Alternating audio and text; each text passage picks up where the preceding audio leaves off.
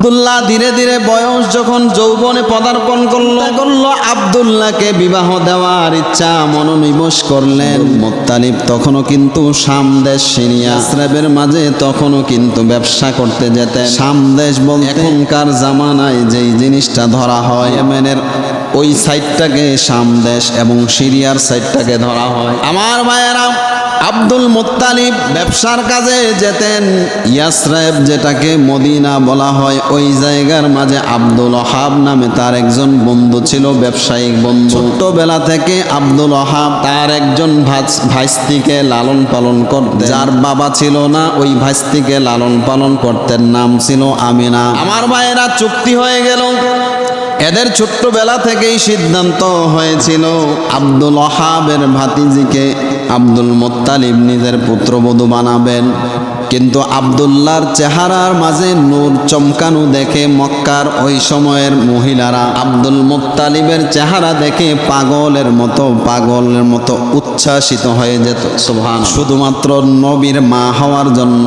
সুবহানাল্লাহ বলেন। এর ভিতরে প্রসিদ্ধ হলো ওয়ারাকা বিন নওফল। ওই সময়ের পণ্ডিতদের ভিতরে সবচাইতে বড় জ্ঞানী ওয়ারাকা ইবনে নওফল।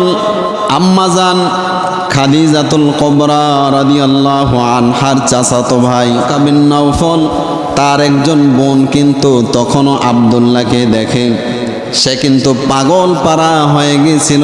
কারণ তার ভাই ওয়ারাকা ইবনে নওফল থেকে সে শুনেছিল এই কুরাইশ গোত্রের মাঝে একজন শ্রেষ্ঠ নবীর আগমন ঘটবে, আর যার কপালের ভিতরে নূর চমকাবে তার মধ্য থেকেই আল্লাহ তাআলা শেষ নবীর আগমন ঘটাবে।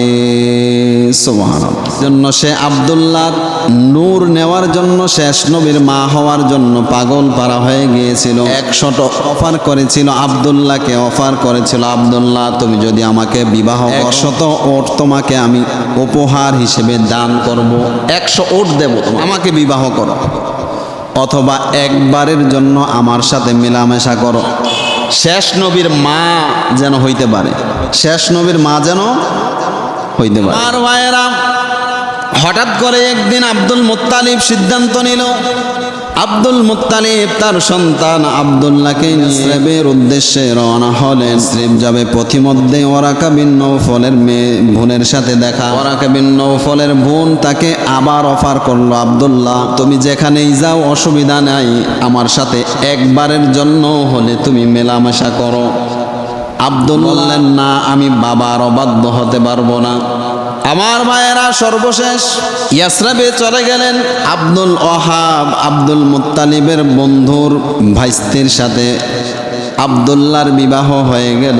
বিবাহ হওয়ার পরে দীর্ঘদিন শ্বশুর বাড়িতে থাকার পরে আব্দুল্লাহ স্ত্রীকে নিয়ে আমেনাকে নিয়ে যখন মক্কায় প্রবেশ করলেন, পথিমধ্যে আবার ওয়ারাকা বিন নওফলের বোনের সাথে দেখা। সে ডাক দিয়ে বলল, কি ব্যাপার?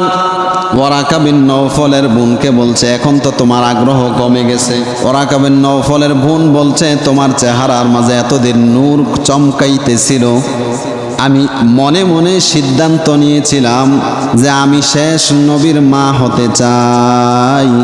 যেহেতু বিবাহ করে ফেলেছ, তোমার ওই নূর এখন আর চমকায় না, সুতরাং এখন আমার আকাঙ্ক্ষা উচ্ছ্বাস সবগুলো আমার দূর হয়ে গিয়েছে।